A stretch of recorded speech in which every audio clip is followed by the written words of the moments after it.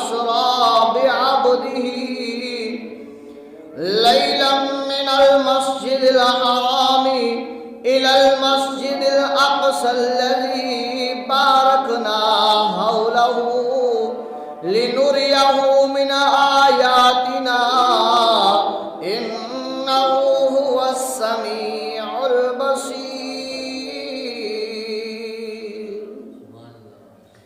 کریم اللہ نے ارشاد فرمایا پاکی ہے اسے جو اپنے بندے کو راتوں رات لے گیا مسجد حرام سے مسجد اقصیٰ تک، جس کے ارد و گرد ہم نے برکت رکھی ہے کہ ہم اسے اپنی عظیم نشانیاں دکھائیں، وہ سنتا ہے اور دیکھتا ہے۔ سامعین محترم، خداوند تعالی نے اس واقعے معراج کو لفظ سبحان سے شروع کیا، جس کا معنی اللہ تبارک و تعالی کی پاکی ہے،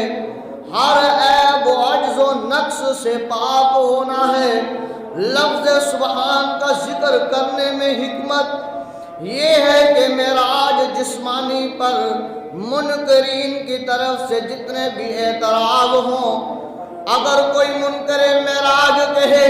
کہ اللہ رب العزت کا پیارا محبوب حضرت محمد مصطفیٰ احمد مجتبی نور خدا صلی اللہ علیہ وسلم ہماری طرح بشر ہیں، ہماری طرح انسان ہیں، ہماری طرح کھاتے ہیں، ہماری طرح پیتے ہیں، ہماری طرح چلتے ہیں، ہماری طرح پہنتے ہیں، ہماری طرح اوڑھتے ہیں، ہماری طرح ہی سارے معاملات ہیں، اور منکرین معراج یہ کہیں کہ سارے معاملات جو ہمارے جیسے ہیں، تو پھر اللہ کا محبوب زمین سے آسمانوں پر کیسے گیا، آسمانوں سے سدرۃ المنتہا پر کیسے گیا، سدرۃ المنتہا سے عرش اولا پر کیسے گیا، جنت کو کیسے دیکھا، جہنم کو کیسے دیکھا،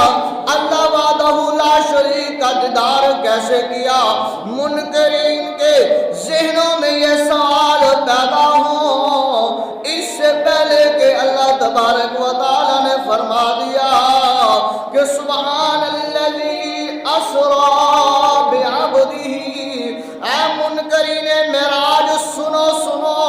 میرے محبوب کو کون لے گیا ہے، میرے محبوب کو لے جانے والا کون ہے، میرے محبوب کو بلانے والا کون ہے، میرے محبوب کو جو ہے وہ اپنے پاس بٹھانے والا کون ہے، میرے محبوب کو دیدار کروانے والا کون ہے۔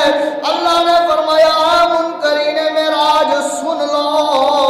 تمہارے اعتراض کا جواب دینے لگا ہوں۔ اللہ نے فرمایا سبحان الذی اسریٰ بعبدہ، سبحان اللہ، کہ کریم اللہ نے فرمایا کہ میرے محبوب کو، میں اپنے محبوب کو لے جانے والا میں خود خدا ہوں، باقی میرے لیے ہے، باقی ہے اسے جو اپنے بندے کو لے گیا راتوں رات مسجد حرام سے مسجد اقصیٰ تک۔ فرمایا اگر کوئی عام لے جاتا تو سوال بنتا کہ کیسے گیا، کیسے لے گیا، کیسے واپس آیا، کیسے چلا گیا۔ فرمایا ان اللہ علی کل شیء قدیر، فرمایا میں ہر چیز پر قدرت رکھنے والا ہوں، ہر چیز پر قادر قدرت رکھنے والا ہوں۔ میں اپنے محبوب کو رات کے تھوڑے سے حصے میں مسجد اقصیٰ، مسجد حرام سے مسجد اقصیٰ تک لے گیا، میں لے گیا اپنے محبوب کو، اپنے حبیب کو، اپنے پیارے کو، اپنے بندے کو میں لے گیا مسجد حرام سے مسجد اقصیٰ تک۔ اللہ اکبر۔ پتہ یہ چلا کہ اللہ تبارک و تعالی اپنے محبوب کو مسجد حرام سے